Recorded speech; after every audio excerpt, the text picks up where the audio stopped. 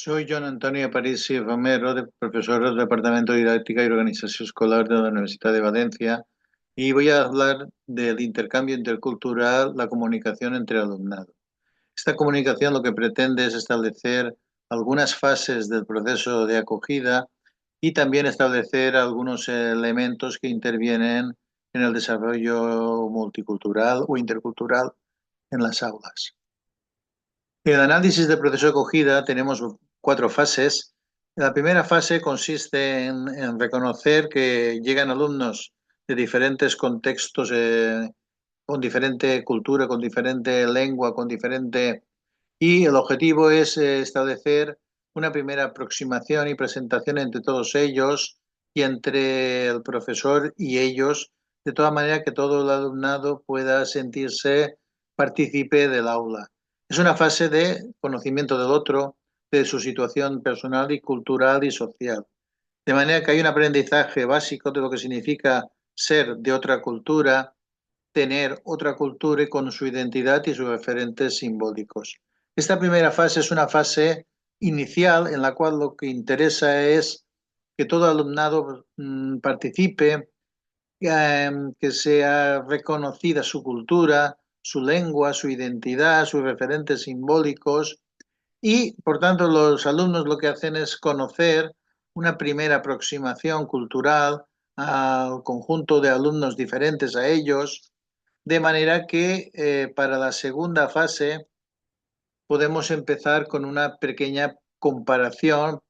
después de la presentación de cada uno de ellos, una pequeña comparación de los diferentes elementos culturales que forman parte de cada uno de ellos. De manera que empezamos a comparar, aunque ya lo hemos hecho de un modo instintivo y no elaborado, empezamos a intentar comparar lo que supone las culturas entre los diferentes grupos y personas. Cuando empezamos efectivamente a comparar, estamos haciendo verdaderamente un trabajo más elaborado, donde lo que intentamos es ver cada elemento cultural, cómo, qué sentido tiene, cómo es su comparación, etcétera, ¿no? Este discurso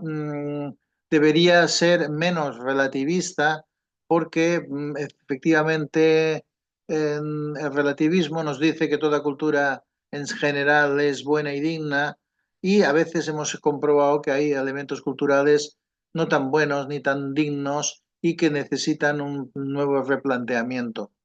No podemos integrar al alumnado, incluir al alumnado diverso, si no entramos a profundizar lo que supone cada alumno con sus referentes, sobre todo en las escuelas. Por tanto, la inclusión significa entrar a analizar cada cultura, desde dónde hablamos, cuáles son sus referentes, y integrar e incluir no va a ser asimilar la diferencia y la diversidad, estableciendo una cultura desde patrones dominantes, dejando la propia cultura para elementos familiares. Por tanto, esta segunda fase lo que intenta es presentar comparativamente muchos elementos culturales, pero también entrar a analizar cada cultura en profundidad con sus referentes simbólicos, dejando en un lado la idea de asimilación cultural, sobre todo desde la perspectiva dominante. En la tercera fase se produce una situación donde lo importante ya es la comunicación y el intercambio cultural. Es una fase donde entra en juego la educación intercultural, donde hay una comunicación entre distintas personas con distinta procedencia cultural y que esto es un elemento fundamental en las escuelas. Empezar a discutir, a comunicarse, a establecer qué elementos hay comunes entre todas las culturas, también qué elementos hay diferentes. Por tanto, construir ese espacio público es el objetivo de esta fase y compartir aquellos elementos que sean comunes, pero también aquellos que sean diferentes. De manera que empezamos a conocer lo que supone cada cultura y también a establecer elementos comunes entre ellas. Evidentemente, esta fase es importante porque ponemos encima de la mesa aquello que nos une, aunque también aquello que nos separa. Y por tanto, esto es la base de las sociedades interculturales. Entender que las distintas culturas podemos convivir en un mismo espacio, aunque tengamos diferentes referentes simbólicos y que podemos compartir una misma elementos culturales que nos unen. La cuarta fase es una fase que si ya hemos visto la primera, que era el simple reconocimiento, la segunda, que era el poder comparar entre culturas, la tercera, que era más bien ya de establecer los buenos referentes culturales, la cuarta fase y de comunicación, la cuarta fase ya es de valoración de la diversidad con todos sus elementos adecuados de cultura, de valores, de creencias, de costumbres, de tradiciones, y tener en cuenta que las culturas distintas son un valor, una riqueza que hemos de desarrollar y trabajar en los centros educativos y extraer beneficios para todo el mundo, porque las interpretaciones a los problemas y a las situaciones culturales, aunque sean diversas, comparten elementos que tienen sentido en común. En estas cuatro fases establecemos una acogida de un modo adecuado desde pasar desde un simple reconocimiento hasta llegar a una aceptación de la propia diversidad y cultural y de la diversidad que exista en las aulas. El proceso de acogida también tiene algunos elementos que hay que destacar y entre ellos podemos destacar la cultura. La cultura es un elemento fundamental que nos identifica, permite conocer y definirnos y muchas veces actuamos de un modo etnocéntrico. Pensamos que nuestra cultura es, digamos, superior a otras y que nosotros tenemos una cultura a veces muy superior a la de las personas migrantes. Y esto es un modo de actuar etnocéntrico cuyo origen es europeísta y eurocéntrico y al mismo tiempo colonialista, donde hemos pensado que efectivamente hay culturas mejores que otras. Hay que recordar que las personas todas migran en general por su necesidad y que hay necesidades básicas que satisfacer que muchas veces no son satisfechas en el lugar de origen de una persona. La cultura también es parte importante de cada ser humano. Deberíamos respetarla siempre que la dignidad quede cubierta. Yo creo que aquí entra en juego todo el elemento de valorar las tradiciones, costumbres, creencias, siempre que la dignidad entre en juego y en cambio rechazar todo aquello que denigre, que no sea adecuada para la afirmación positiva de las personas. La cultura sería un elemento, por tanto, inicial, pero vendría complementado con la identidad. La identidad nos define culturalmente, forma parte de nosotros como personas, nos define nuestro estilo de vida, nuestra forma de ser, y seguramente la identidad es algo importante que viajamos con ella y que forma nuestra manera de entender el mundo, nuestro estilo de vida con nuestros referentes simbólicos. Los referentes simbólicos construyen esa identidad, son referentes que comparten muchas personas y que a veces ese compartir elementos comunes nos hace pertenecer a grupos y a entidades a veces territoriales. La identidad también nos ayuda a crecimiento personal porque nos permite encontrar un sentido a nuestra propia cultura, pero a veces también comparándola con otras, de manera que las culturas se pueden comparar entre ellas. El etnocentrismo cultural surge también como un elemento que hay que tener en cuenta y el etnocentrismo muchas veces es un impedimento al desarrollo cultural porque permite entender que hay culturas con poder dominantes que influyen sobre otras y que a veces eliminan, no dejan desarrollar a las culturas adecuadamente, hay una consideración de unas culturas como superiores a otras y esto hace que haya un menosprecio a muchas culturas por considerar que no tienen valor ni importancia. El etnocentrismo es un elemento que históricamente ha hecho daño a muchas culturas, mientras otras se amparaban en el poder, en la asimilación para poder imponer sus estilos de vida, sus creencias, sus costumbres, sus religiones. Y el relativismo cultural ha hecho un juego también a esta situación cuando hemos considerado desde la antropología que no podíamos intervenir en otras culturas porque todas ellas eran creadas por el ser humano y tenían su dignidad. Pero en los últimos años hemos visto que hay tradiciones, costumbres, creencias que pueden ser dañinas para el ser humano y para las personas, y que a veces habría que entrar a un debate sobre qué es positivo y negativo también para las culturas, para las personas y evidentemente en las aulas y en los centros educativos. No todas las culturas tienen todas las tradiciones válidas. De hecho, yo creo que casi todas las culturas tienen elementos, costumbres, tradiciones que deberían cambiar porque atentan contra la dignidad humana y a veces los valores y derechos humanos, a través de la Declaración Universal de Derechos Humanos, deberían tener prevalencia sobre otro tipo de elementos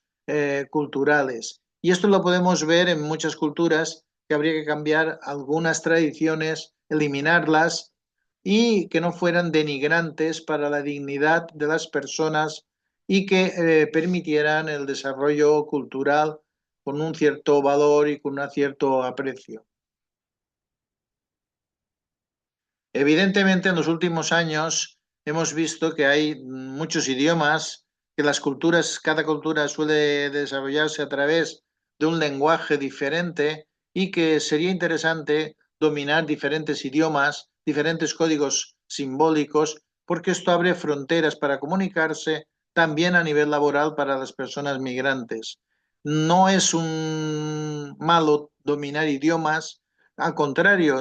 dominar diferentes lenguas nos puede ayudar en la comunicación y ampliar nuestro horizonte para tener más posibilidades y más encuentros interculturales. Las religiones también son elementos que hemos visto en los últimos años que juegan un papel central, porque tenemos, no solamente son creencias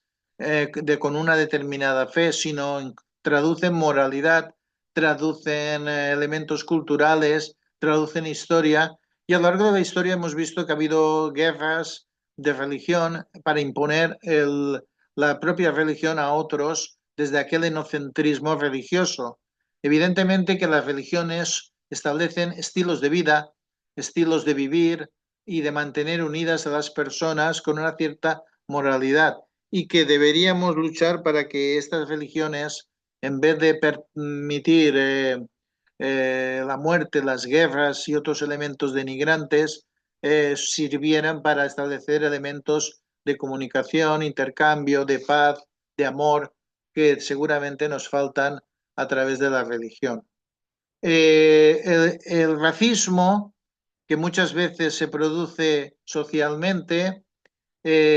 sabemos que cuando dos o más culturas se ponen en contacto, pues muchas veces surgen elementos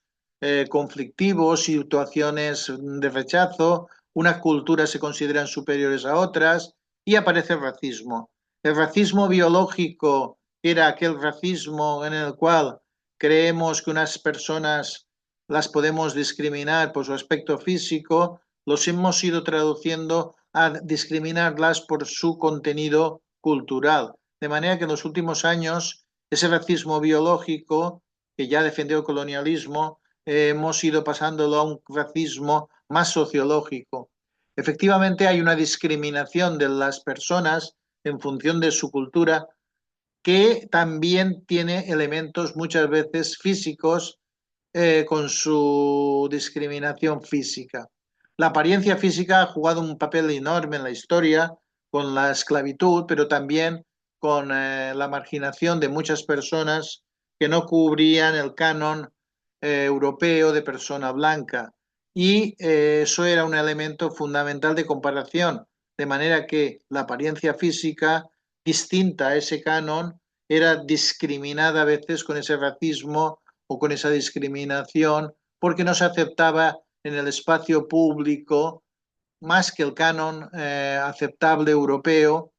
que a veces era de persona blanca, incluso masculina, con lo cual había grandes sectores de población que quedaban marginados de este discurso público. Al mismo tiempo, el racismo solo se le puede enfrentar con actitudes antirracistas y con modelos que sean pluralistas y que partan de un reconocimiento de las culturas, pero no solamente un reconocimiento, sino una valoración de lo que suponen y de cómo se desarrollan. En este sentido, podemos destacar ya que la convivencia entre culturas necesita un conocimiento mutuo, que convivir es parte importante de lo que hacemos en los centros educativos y en las aulas, que la escultura nos permite a todos actuar según nuestras necesidades físicas, afectivas y de otro tipo, y que deberíamos conocer al otro, comprender al otro, interactuar con el otro y participar con el otro, que son aspectos que deberíamos desarrollar todo el tiempo y que muchas veces es necesario entender para poder interactuar. Si yo no conozco al otro, no puedo conocer sus referentes y si no conozco sus referentes, no puedo interactuar con él. La convivencia, por tanto, necesitará de planteamientos pluralistas e interculturales y, por tanto, a veces de entender la convivencia como un intercambio entre culturas y que podemos compartir entre nosotros espacios comunes. Por tanto, a veces el compartir espacios comunes a veces nos lleva a conflictos y a veces a cosas que nos separan, nos diferencian y en este sentido hay que hacer todo un trabajo de educación intercultural porque también hay que trabajar por aquello que nos une y nos identifica. Y a veces incluso utilizar mediadores interculturales o el propio profesorado o miembros de la comunidad educativa que nos permitan ese conocimiento mutuo de culturas que va a ser la base de la convivencia y que nos va a permitir poder convivir de un modo adecuado y permitir que seamos personas con unos referentes adecuados. La convivencia va a necesitar de aquellas fases que hemos ido viendo en la comunicación, pero también de un conocimiento mutuo, de un respeto a las culturas y de un trabajo intercultural y pluralista que será el objetivo de adecuado. Y con esto yo creo que el objetivo de la comunicación queda cumplida y muchas gracias por vuestra atención.